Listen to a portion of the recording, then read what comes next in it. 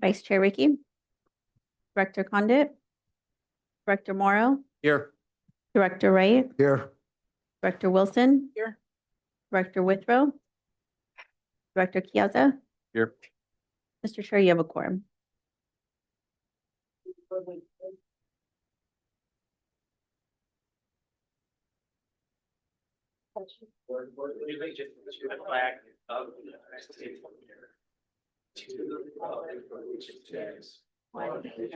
Under God, indivisible, with liberty and justice for all. All right, next up is public comments. Chair, can we get your mic? Thank you. Presentation. Hold on. Sorry. Ah, there we go. That's better. All right. All right, it's time for public comment. Does anybody have a comment that they'd like to make that is not about something on the agenda? Go ahead. Welcome. Thank you, Mr. Chairman. Point of order, aren't presentations first? Not what I'm seeing here. Oh, okay. Number 5 on the okay. agenda today. Okay, thank you, Mr. Chairman. Thank you, Mr. Chairman, members of the board, Ron McMurtry here. I'm following up on something, and I do have one tiny follow-up with the county, but in the last meeting, last Tuesday, the county approved beginning on the project of putting an all-way stop on Grayson and Shiloh, which I have already mentioned here before, motivated highly by the death of Avery Millibrick in June. I need to follow it back and forth because obviously I would like CEO Barth to coordinate with Director of Public Works, David Lehman, regarding, if there's any ways they can coordinate things, and also timing. I would like to recommend bus stops, which I've already made that recommendation. But since members of the public don't generally have feedback on design, I do have some specifics, which I shared with Director Lehman, which I'd like to share here so that everyone's on the same sheet of music. I believe the bus stops, when in place, should be placed to the west of the intersection. And I did ask Director Lehman to please put the crosswalk on that side. The purpose being that if we ever want to change the way Route 40 goes, it can still make the turn on Shiloh. We don't have to move the bus stops. That's my main motivation. The second thing is that Supervisor Chance Condit had suggested maybe some kind of memorial. There's a lot of outpouring from, the community and, of course, the family. And it makes more sense in my mind to have it on a sturdier structure like a bus shelter rather than some kind of plaque or something on a stop sign or near the stop sign. And so I want to recommend in the westbound direction to have for sure a shelter for at least to have some kind of memorial there. And that's it. My third thing, I guess this is directed at the supervisors a little. I'll be following up next Tuesday about this, is since this is kind of an important project for, everybody involved, to please waive the excessive fees for licensing bus stops. I hear the county, Ceres, and Modesto have a problem with kind of excessive fees for bus stops, which after all serve your own residents. Thank you. Thank you. Any other comments? You online? Okay, well, let's take the first online comment then.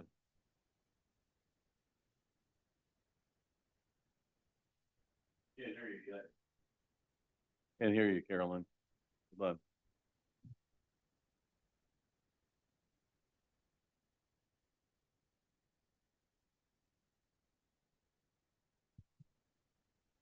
Carolyn, you're unmuted on our end. It must be on your end.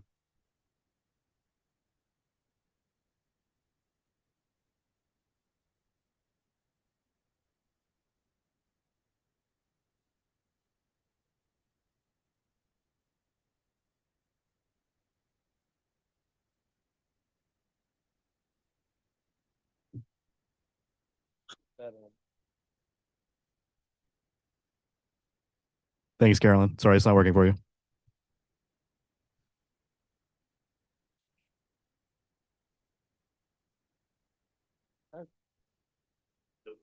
So she did type in the chat that she'll try again next time. She was our only public comment. All right. Well, sorry about that. That's unfortunate. You can also send us an email if that helps. All right, next up is presentations, and the first thing is a recognition of the employees of the month. Ah, here they are. All right, our first employee of the month is Logan Park. Hi, Logan. Hello. Logan Park joined our team in 2021 and has been a steady positive force ever since. Outside of work, Logan loves spending time outdoors, hiking, camping, cooking, and unwinding with friends. When asked what he enjoys most about his job, Logan shared that he's proud to make meaningful contributions to the community each day. The work matters, and he's grateful to be part of something that helps people stay connected and supported. Logan's advice for anyone thinking about joining our team is simple but powerful. Practice safety and always do your best. He believes that when you consistently bring your best effort to the job, it becomes second nature. We are proud to recognize Logan for his dedication, professionalism, and the heart he brings to our operation. Would you come down, Logan? And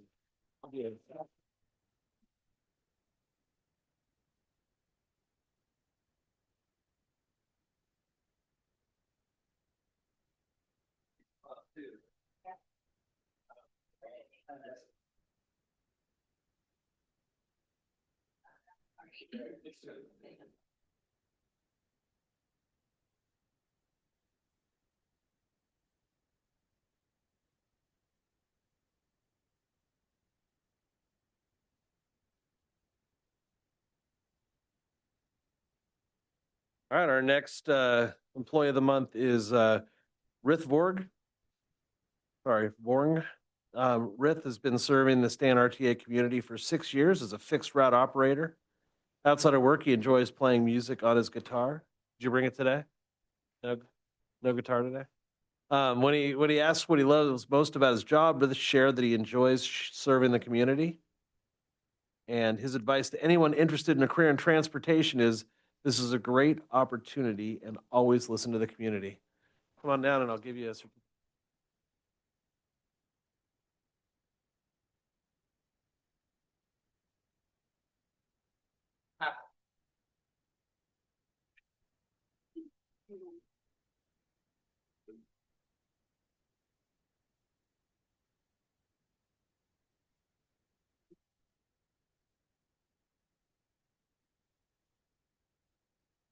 Congratulations.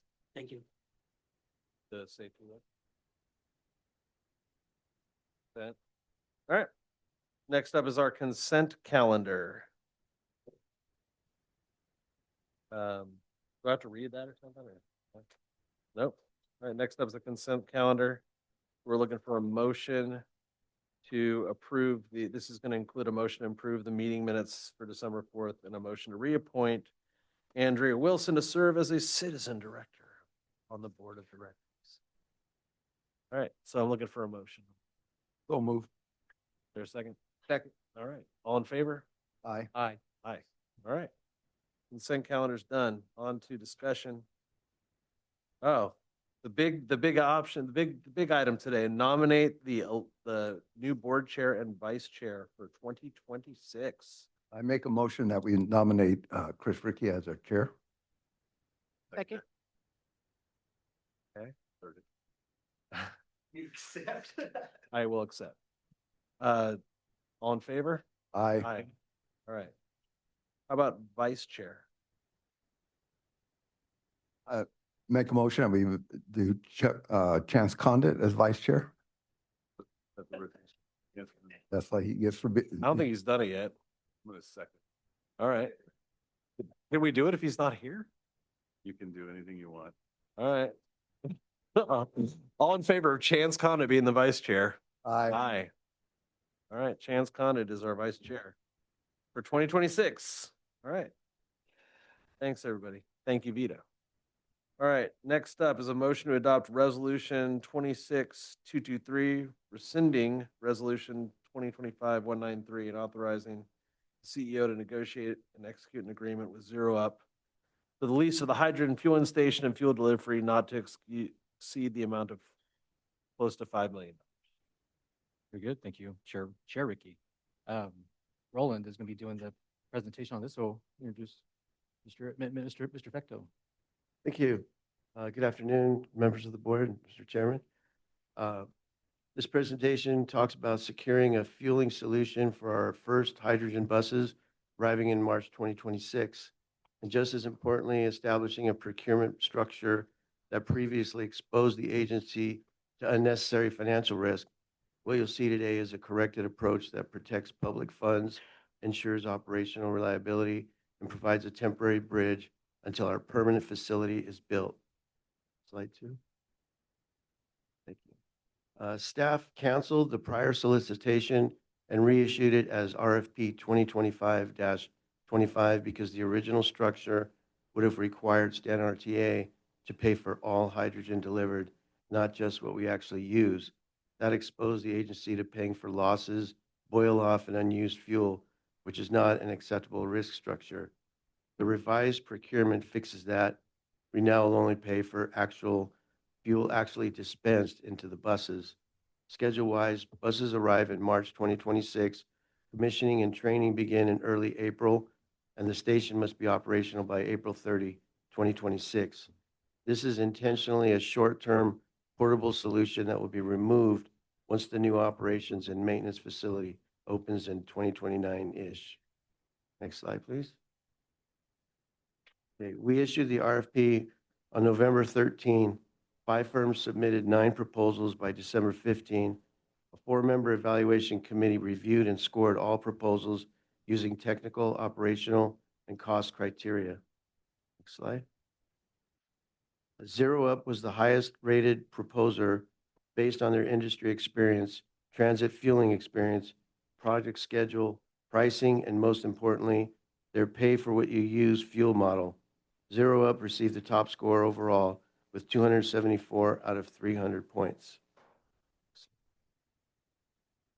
The station will be a portable unit located in the BMF yard, the bus maintenance facility yard, and will operate very much like a conventional fuel pump.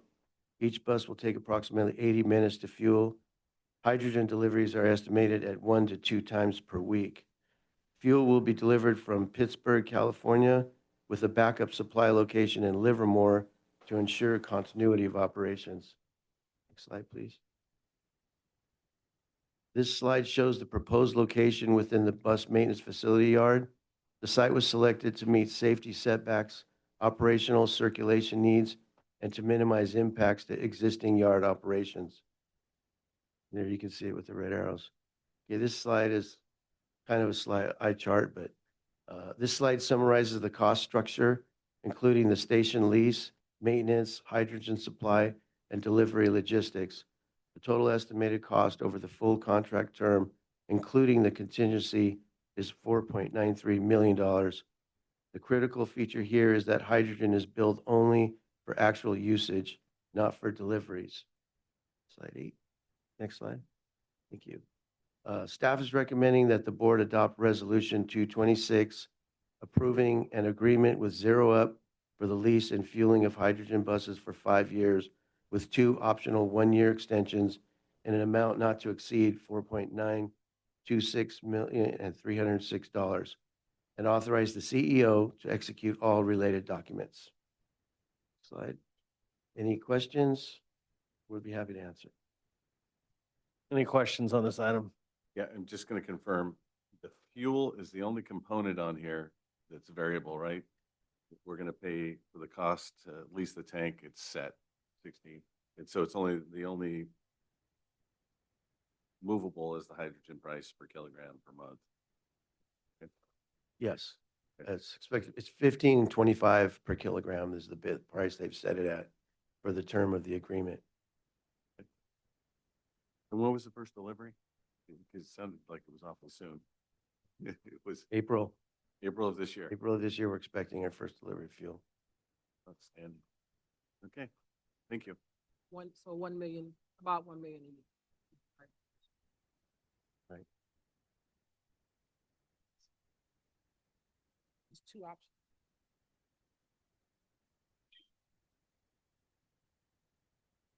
All right, hearing no more questions, looking for a motion. We'll move. Oh, sorry, public comment. My bad. Go ahead, Ron. Thank you, Mr. Chairman. Not a big thing. Just looking at the future, this all came about because of issues with these temporary portable tanks maybe not being sufficient because of the properties of hydrogen. This is probably for CEO Barth, but haven't heard any news of any of the permanent type tanks having any kind of problem with gas leak loss due to evaporation. Or have we not looked into it yet? We'll defer to Simon and Roland if they have Oh. comments on that. Okay, I want to make sure our permanent facility is going to be, good. There's technology in place now that captures boil off to minimize it. Oh. So basically almost nothing. So and that would be part of our RFP when we go out for a permanent station after the new facility is implemented. Okay, yeah, I've kind of figured, but I just want to follow through because I would figure a temporary type of thing, they would cut corners and not, necessarily have the best tanks and whatever. So, okay, I just want to follow up on that. Thank you. Thanks. All right, I'm going to close public comment. Now I'm looking for a motion. Second. Anyone have a second? Second. All right, motion and a second. All in favor? Aye. All right, passes. We're pulling C. Moving on to item D, we're pulling C, moving to item D, motion to adopt resolution 2026-225 approving the 2026 legislative platform and authorizing the CEO to take all necessary actions to support its goals. I assume that's you. That's me. I'll take this one. Thank you, James, for bringing up the presentation. This is the state and federal legislative program. We do this every year with the board of directors. It hasn't changed much from the last from the last few years that we've done this, but it provides us some guidance to make sure we're going on the right path when we talk to legislators and talk to our different advocacy and coalition groups on how to move forward with legislation and for any legislation that we need to provide support or opposition on. The program is broad enough to encompass both the federal and state levels of legislation. I can go to the next slide, James.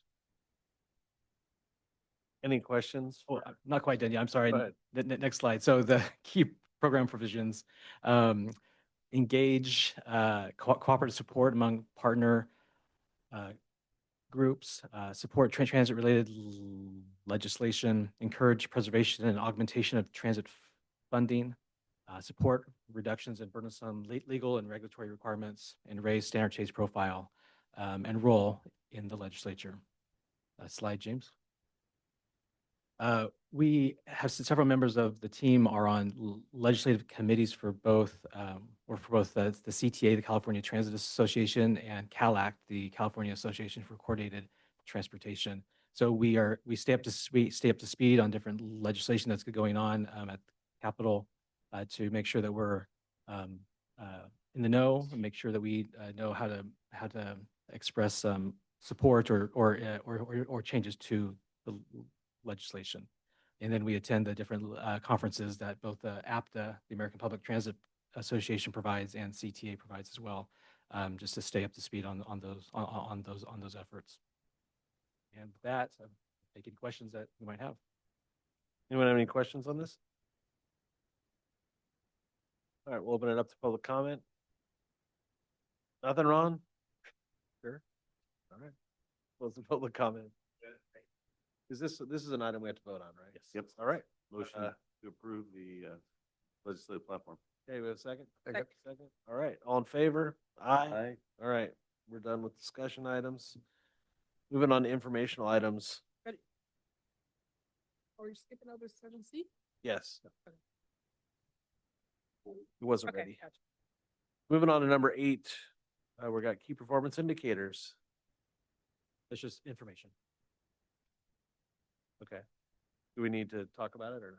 Nope, it's just for your information. You can peruse at your own leisure. And then marketing report. Okay, so next up, there's no questions on those items. We'll move on to 9 CEO report. Just a few items I wanted to talk about today. So just this week, Congress issued the FED appropriations, the Transportation, Housing, and Urban Development. I think I got the acronym right. the appropriations were released, and in it are the appropriations for transit. And transit, the federal level is funded more than it was last year. So once that is passed, when it's anticipated that it'll pass this month with the House and the Senate and be approved. So with that, it will likely involve additional funding for StanRTA for the next fiscal year, which is great for us. Van pooling, and I know there were a couple people at the policy board last night who got this, but Stan Cog runs a van pooling program, and part of van pooling, all the data associated with van pooling is considered public transit information, and the van pooling contractor that Stan Cog contracts with, which is Enterprise, they submit all their operating data, so all the miles and hours that those vans operate, and that goes into the calculation where we get the funding for those miles and hours that van pool operates. So it's a great thing that to have this option in our county for those that need that option, where the buses don't work for them, but it provides more funding for the bus side of the operation. So I want to make sure that everyone was aware of that. Two marketing events that we're going to be doing in the next month. Rosa Parks Day, February 4th. We'll be recognizing, commemorating that day with a sign on the bus to save a seat on the bus for her, have her picture on the bus to commemorate what she did to refuse to give up her seat, and that was great. In addition, Simon found that Rosa Parks had a pancake recipe. And so on that day, Simon and team are going to be making pancakes for anybody at the TC, well, that morning anyway, and using her recipe, which is a great thing to do. And we're going to see how it goes. It'll be a first time that we make pancakes for the community, but it'll be fun. So it's a great idea, Simon. So awesome. And then lastly, Valentine's Day. Last year we did StanRTA themed Valentines, and so Simon and team are in the midst of designing those again for this coming year, and those will be those Valentine's Day cards will be given out by bus drivers and be given out all over, and they have a transit theme to them, which is great. So, but that's all I had. Thank you, sir. Thank you very much. All right, moving on to director reports. Any director reports? I just wanted to say the informational items, that's a mecca of information. And because I'm not here all the time, every time I walk in here, I'm amazed with all this information. I'm going to take it and soak it up. Thank you for doing that. Any other director comments or reports, I mean? All right, if not, we need to adjourn to closed session. Thanks, everybody, for coming.